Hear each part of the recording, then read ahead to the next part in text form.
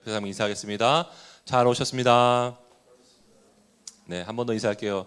수련회 갑시다. 네, 네. 아직도 신청 안 했어?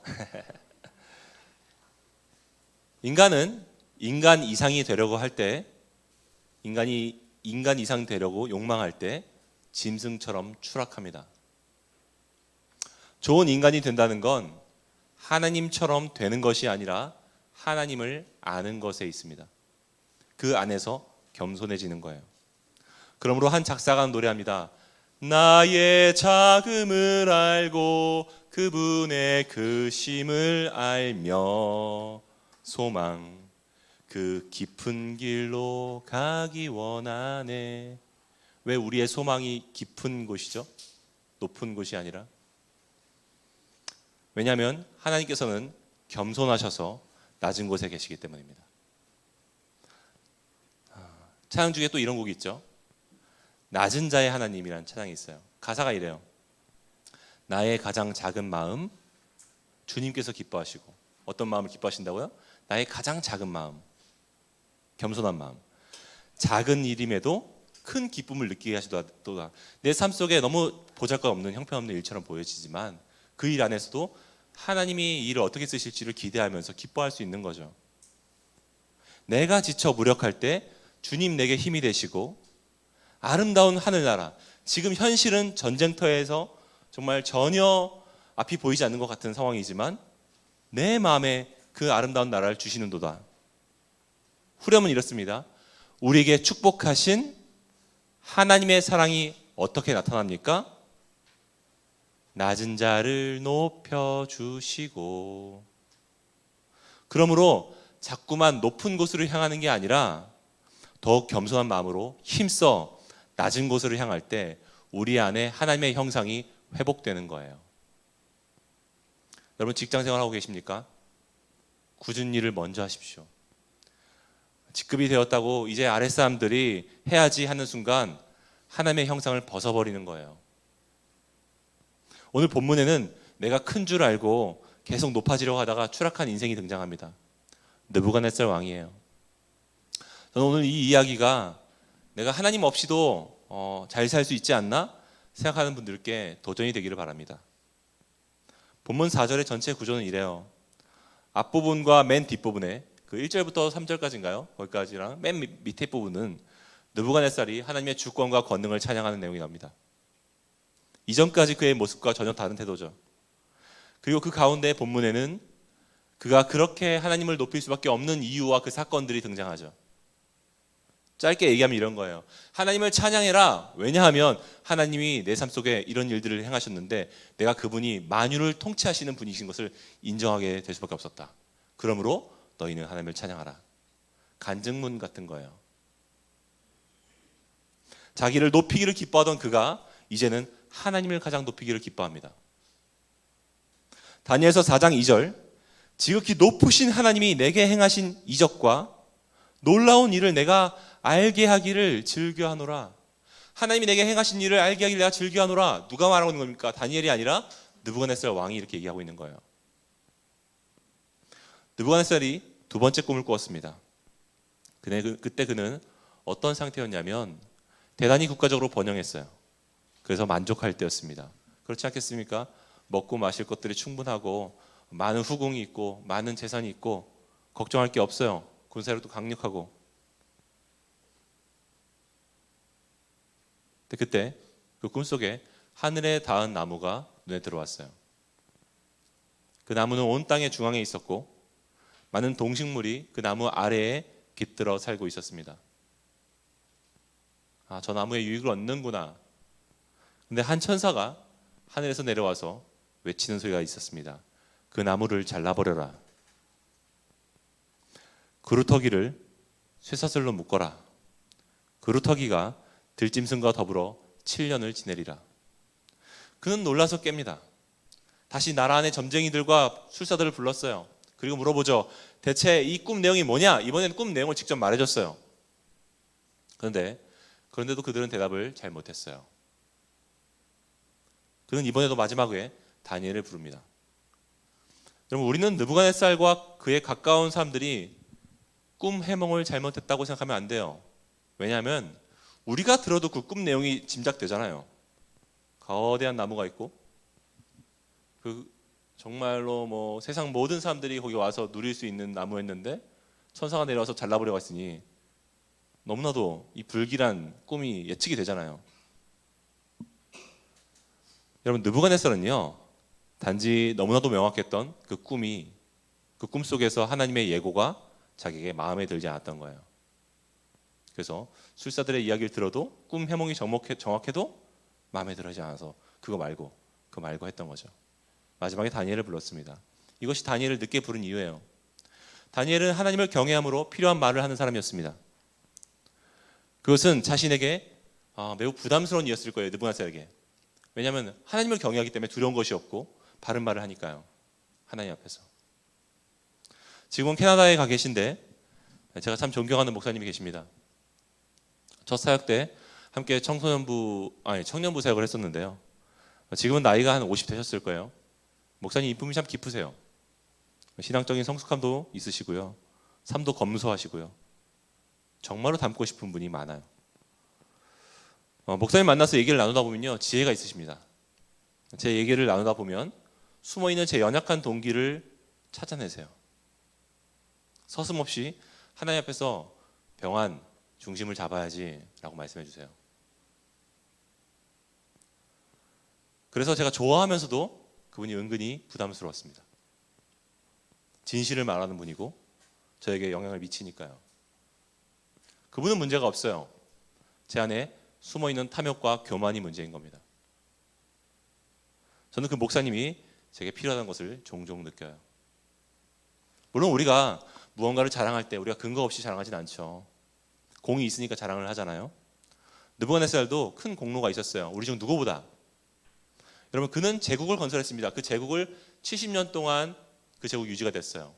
한 나라의 대통령이 5년 겨우 유지할 법인데 그 왕은 70년이 유지가 되는 제국을 세웠다는 거죠. 문화를 일으켰습니다. 신바빌로니아예요. 그리고 다민족 국가를 이뤘죠. 다민족 국가를 이루고 제대로 이뤘습니다. 뿐만 아니라 그 7대 불가사의에 들어간 공중정원이라고 있어요. 그것도 그의 작품이었어요. 그의 아내를 위해서 지었다고 해요. 그리고 도시 바벨로니아를 건설했죠. 여러분, 역사적으로 네부카드네자르 2세로 불리는 이 느부갓네살은요, 그가 세운 대단한 공로가 있는 사람이었습니다. 근데 사실은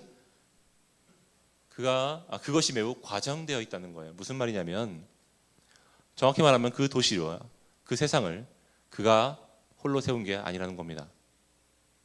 여러분, 그가 시멘트 한 번이라도 발라봤겠어요? 벽돌 하나라도 옮겨봤겠어요? 얼마나 많은 노예들과 이민자들의 노동력이 동원되었겠습니까? 그런데도 그는 자신이 세웠다고 자랑하고 있죠. 사람들도 그렇게 기억해요. 최근 화제의 드라마 내 남편과 결혼해줘, 혹시 봤어요? 네, 보고 있는 친구들이 있는데, 저도 재밌게 보고 있어요, 우리 아내랑. 거기서 그 강지원 대리의 밀키트 사업 안을 빼앗은 사람이 있어요. 김경욱 과장이라고. 재수 없는 사람이 있는데 아래 사람들 달달 불어놓고 모든 영광과 찬양은 자기가 받는 거예요. 그거 기뻐하는 거죠. 이처럼 느부갓네살은 악하고 교만했습니다. 다니엘은 충심 어린 마음으로 그에게 이렇게 조언해요. 다니엘서 4장 27절 세 번역을 읽어드릴게요. 그러니 임금님은 저의 조언을 받아주시길 바랍니다. 부디 공의를 행하셔서 임금님의 죄를 속하시고 가난한 백성들에게 자비를 베푸셔서 죄를 속하시기 바랍니다. 왜 가난한 백성에게 지금 자비를 베풀어야 돼요? 그들이 그 건물을 세웠잖아요. 그들이 바빌론을 세웠잖아요. 말 한마디 듣고. 그렇게 하시면 임금님의 영화가 지속될 수 있을지도 모릅니다. 이제 느부갓네살은 어떻게 했을까요? 꿈속의 경고도 그렇고 다니엘의 당부도 그렇고 돌아갔을까요? 돌이켰을까요? 여러분, 12달이 지났습니다. 하루는 그가 왕궁 지붕을 거니는 거예요. 저벅. 그리고 바람이 이렇게, 거기는 평평한 지붕이었기 때문에 바람이 이렇게 시원하게 불어왔을 겁니다. 그리고 이제 보이는 이제 바빌로니아 도시가 보이는 거죠. 자기가 봐도 너무나도 아름다운 도시가 있는 거예요. 거기에 그 지구라트라고 이제 한 막 수십 미터가 되는 큰 지구라트가 있고 자기가 뭐 세운 금심상도 있을 거고 거기 공중정원도 있고, 그리고 이중으로 내벽과 외벽이 되어 있는 이제 성곽이 있어요. 성벽이. 그리고 거기에는 뭐 차가 몇 대가 달릴 수가 있는 이제 넓이라고 하더라고요. 얼마나 그 바빌론 도시가 강력해 보였겠습니까? 그걸 보고 있는 거죠. 그걸 보면서 이렇게 말합니다. 4장 29절. 12달이 지난 뒤에 어느 날 왕이 바빌론 왕국 옥상에서 거닐면서 혼자 중얼거렸다. 내가 세운 이 도성, 이 거대한 바빌론을 보아라. 나의 권세와 나의 능력과 나의 영화와 나의 위엄이 그대로 나타나 있지 않느냐. 이걸 봐라. 그때 하나님이 그를 치세요. 다니엘서 4장 31절입니다. 우리 함께 읽어볼까요? 시작. 이 말이 아직도 나 왕의 입에 있을 때에 하늘에서 소리가 내려 이르되 느부갓네살 왕아 네게 말하노니 나라의 왕위가 네게서 떠났느니라. 네가 사람에게서 쫓겨나서 들짐승과 함께 살면서 소처럼 풀을 먹을 것이요 이와 같이 7대를 지내서 지극히 높으신 이가 사람의 나라를 다스리시며 자기의 뜻대로 그것을 누구에게든지 주시는 줄 네가 알기까지 이르리라. 네가 그 나라의 능력으로 네가 왕이 된 게 아니라 누가 그 왕의 자리를 너를 앉혔었는지를 내가 보여줄게 라고 말씀하신 거예요. 하나님은 세우실 수도 있고 내리실 수도 있는 거죠. 많은 청년들과 많은 사람들이 삶이 어려울 때는 하나님을 찾다가 좋은 취업을 하고 갑자기 돈을 많이 벌기 시작하고 막 이러면 삶이 바빠졌다는 이유로 하나님을 떠나는 친구들을 많이 봐요. 또 교회 안에서 교역자가 만나보면 목이 고다 있는 경우들이 있습니다. 거만해져 있는 모습들을 좀 볼 때가 있어요. 안타깝게도 자기가 자기 힘으로 홀로 거기 섰는 줄 아는 거죠. 그게 아니죠. 하나님은 세우신 거고 그의 능력과 그의 모든 여건과 상황들을 누가 인도하셨느냐? 하나님이 인도하신 거죠. 하나님이 세우실 수도 있고 내리실 수도 있습니다. 그 겸손함이 있어야 돼요. 그 겸손함이. 그러면 그것을 내가 자랑하지 않고 기꺼이 내게 주신 그 유익들을 나눌 수 있어야죠. 그게 복음의 사람인 거죠. 자, 바로 이때 느부갓네살의 정신이 미쳐버립니다. 그는 정신 이상자가 되어서 자기를 짐승처럼 생각하고 소처럼 풀을 먹고 자기 정원에서 짐승과 함께 살아가요. 이것은 매우 특별한 경험이지만 특별한 경우이지만 하나님께서 행하신 여러분 이것은 우리 안에 내면의 상태가 그 외면으로 표출된 상징적인 사건이에요. 내면이 짐승이었던 거죠. 내면이 자기밖에 모르는 하나님도 모르고 인정하지 않고 정말 욕망대로 살아가는 짐승 덩어리였던 그 느부갓네살의 그 욕망이 겉으로 표출된 게 그 짐승 같은 삶이었어요. 여러분 사람이 하나님을 떠나서 자기 욕망대로 살며 자기를 칭송하기를 기뻐하는 것은 인간적인 게 아니라 동물적인 거예요. 사람이 동물과 다른 점은 자기를 지으신 하나님을 아는 것에 있기 때문입니다. 나의 작음을 알고 그분의 크심을 알아야 돼요. 그게 하나님이 지으신 태초의 인간이에요. 이사야서 1장 3절에 하나님은 이렇게 우리에게 말씀하십니다. 소도 그 임자를 알고 나귀도 그 주인의 구유를 알건만은 이스라엘은 알지 못하고 내 백성은 깨닫지 못하는도다. 소도 알고 나귀도 자기 주인을 아는데 내 백성 이스라엘은 자기의 하나님을 알지 못하는도다.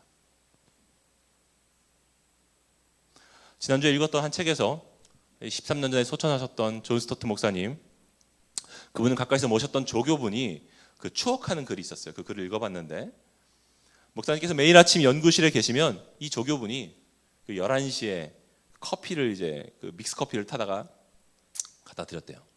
네, 목사님이 뭐 워낙 이제 뭐 학구적인 분이시고 뭐 이러니까 존 스토트가 이제 서재에 앉아가지고 정말 그분의 표현을 빌리자면 자석, 가장 강력한 자석처럼 이렇게 편지와 혹은 책 서류들을 이렇게 보고 있다는 거죠.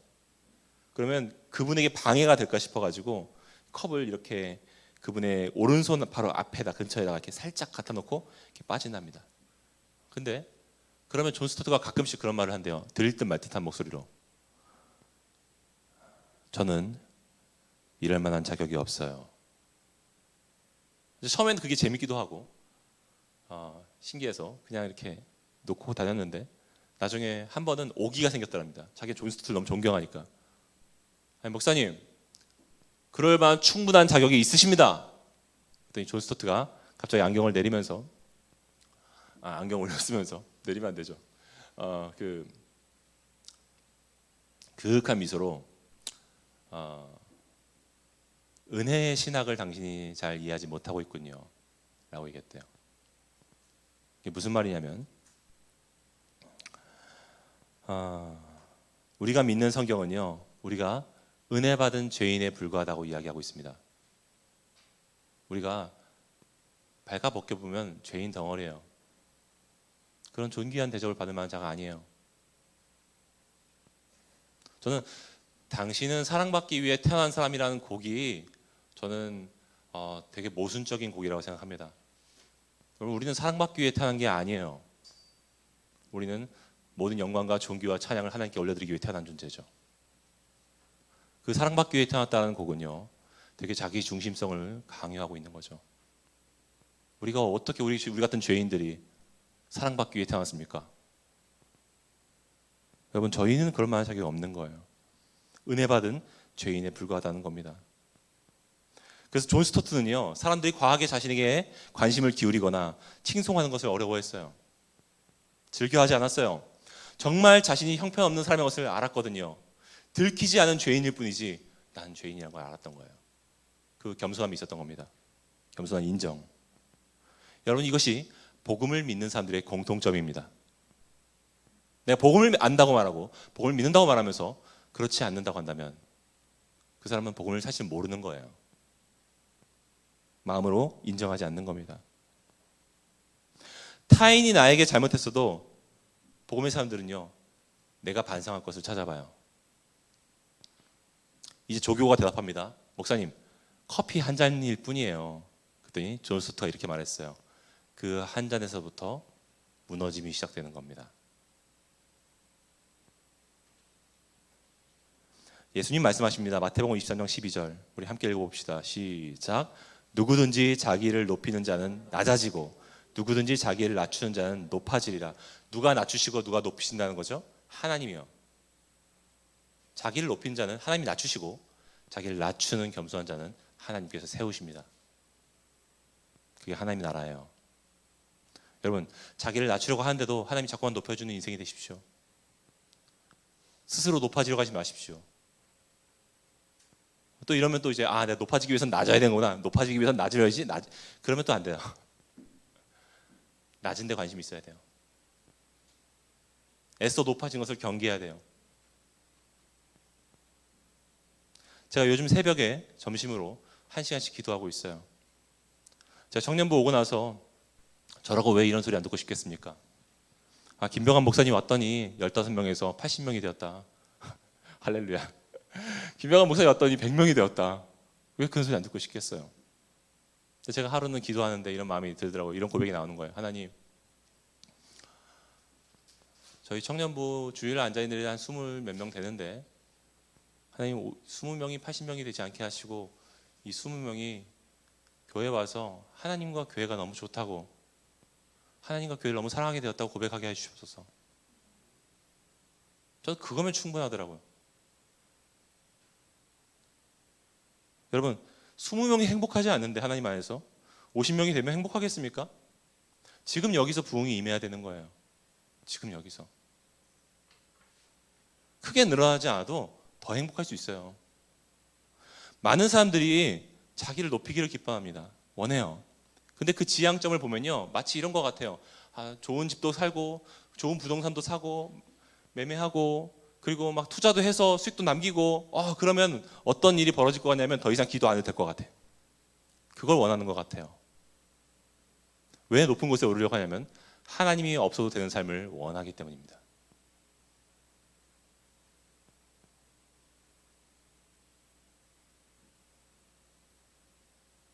여러분, 느부갓네살은요 실제로 그런 삶을 살았어요. 그러다가 짐승처럼 되어버렸죠. 사람의 영광은 하나님처럼 되는 것에 있는 것이 아니라 겸손히 하나님의 하나님 되심을 인정하는 것에 있습니다. 사랑하는 여러분, 여러분 하나님이 여러분에게 정말로 하나님이 되십니까? 여러분은 여러분의 삶 속에서 하나님은 나의 하나님이십니다라고 정말 인정하며 살아가고 계십니까? 그것이 어떤 의미냐면 정말 그분이 여러분의 삶 속에 여러분이 뭔가 선택지에 여러분의 어떤 갈림길에서 매일매일의 일상 속에서 영향을 미치고 있냐라는 말입니다. 그분에게 뜻을 구하고 말씀 속에서 뜻을 찾고 기도하면서 하나님이 주신 확신이 있어서 그렇게 살아가고 계십니까?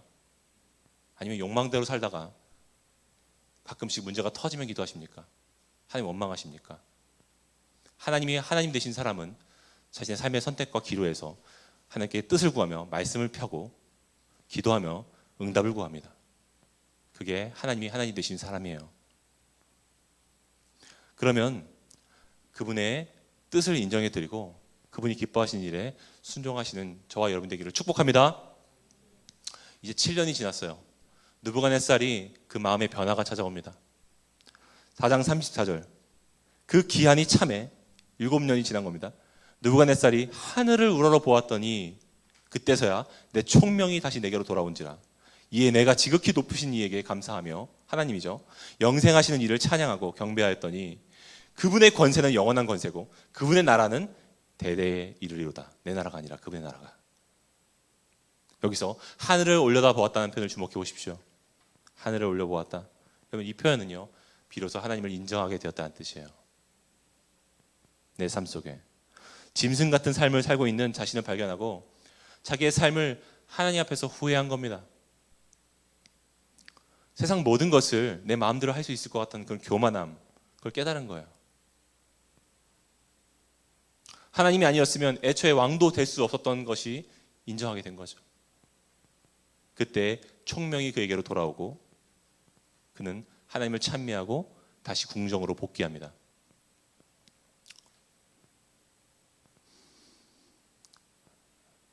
다니엘서 4장 36절 보죠. 세번역 성경을 읽어드릴게요. 이건 이제 느부갓네살의 고백입니다. 마지막 그의 고백이에요. 내가 정신을 되찾았을 때에 나의 명예와 위엄과 나라의 영화가 회복되었고, 내 나라가 회복되었다는 거죠. 정신을 되찾았을 때 나의 고문들과 대신들이 나를 찾아왔고 나는 이전보다 더 큰 영예를 받으며 왕위를 회복하였다. 하나님 안에 중심을 잡았을 때, 하나님이 하나님 되심을 인정했을 때 이전보다 더 큰 명예를 받으며 왕위를 회복하였다. 이제 나 느부갓네살은 하늘의 왕을 찬양하고 높이며 그분에게 영광을 돌리는 바이다. 과연 그분이 하시는 일은 모두 참되며 그의 모든 길은 공의로우니 그는 교만한 일을 낮추신다. 여러분, 세상 그 어떤 것들 두려워하지 말고 여러분을 높이실 수도 있고 낮추실 수 있는 분을 두려워하십시오. 이것이 느부갓네살 왕의 마지막 기록이었어요. 이방인 왕이었던 그의 회심은 진짜였습니다. 정리해 보겠습니다. 인간은요, 우리 본연의 자리보다 높아지려고 할 때 짐승처럼 추락해요. 하지만 나의 작음을 알고 하나님의 크심을 알 때, 다시 말해 하나님을 올려다보는 삶을 살 때, 그때 하나님의 형상처럼 존귀해지는 거예요. 여러분, 높아지지 마시고 낮아지십시오. 그러기 위해서 무엇보다 하나님이 나의 하나님 되심을 인정합시다. 그 말이 무엇을 뜻하는지 아세요? 나의 판단보다 하나님의 판단을 더 신뢰하는 거예요. 내 계획보다 하나님의 계획을 묻는 겁니다. 그리고 높은 데에 마음을 두지 말고 지금 내가 섬겨야 될 자리, 하나님이 나를 부르고 계신 그 자리로 조용히 묵묵히 나아가십시오. 드러내지 말고요. 그게 우리의 자리예요. 그게 존귀한 삶입니다. 저는 여기서 한 가지 이야기를 더 드리고 말씀을 마무리하려고 합니다. 느부갓네살이 어떻게 끝끝내 하늘을 올려다보는 삶을 결국 그 지점에 도달했을까요? 어떻게 하나님을 인정하고 온 나라에 그분의 이름을 알리면서 찬미할 수 있었을까요? 그런 지식을 누가 주었을까요? 오랫동안 자기의 나라에서 적국의 왕인 자기를 보필하면서 신앙을 고집스럽게 지켰던 다니엘이 그 역할을 했던 거예요. 때론 바른 소리 때문에 거리를 두었던 다니엘이었습니다. 얘기할 때마다 반박하기 어렵지만 마음이 불편해서 거리를 두었던 다니엘이었어요. 그가 있었기 때문에 느부갓네살이 마침내 하나님을 인정할 수 있었던 겁니다. 여러분, 저희에게도 이런 다니엘이 필요해요. 고집스럽게 하나님의 말씀을 밀어내고 잠깐 마음을 잡았다가도 또 언제 그랬냐는 듯이 내가 우주의 중심이 되어 있는 우리에게 신실한 다니엘이 필요합니다. 설교를 준비하면서 그런 생각이 들었어요. 우리 곁에 신실하게 믿음을 지키고 있는 그분들이 다니엘이었구나. 때로는 직원으로 권면하고 듣기 싫은 얘기했던, 성가셨던 그분들이 느부갓네살 같은 우리의 인생 가운데 하나님이 붙여주신 다니엘이었구나. 엄마, 아빠, 형과 누나가 생각났고요. 제 어릴 때 목사님들과 선생님들이 생각났어요. 교회 리더들과 친구들이 생각났습니다. 한번 주변 둘러보세요, 여러분. 여러분 앞뒤 좌우로 한번 둘러보세요. 네. 앞뒤 좌우로. 네. 여러분의 다니엘이에요.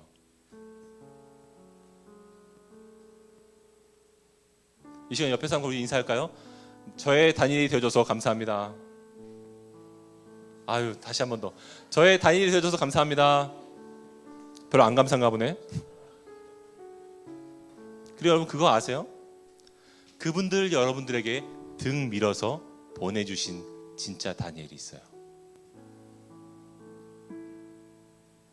우리를 위해 계속 기도하시면서 우리가 하나님 앞에 온전히 설 때까지 중보해 주시고 돕고 계신 참 다니엘이 있어요. 예수님이에요. 그래서 짐승처럼 하나님도 모르고 자기가 우주의 중심처럼 여기던 우리가 변화될 수 있는 거예요.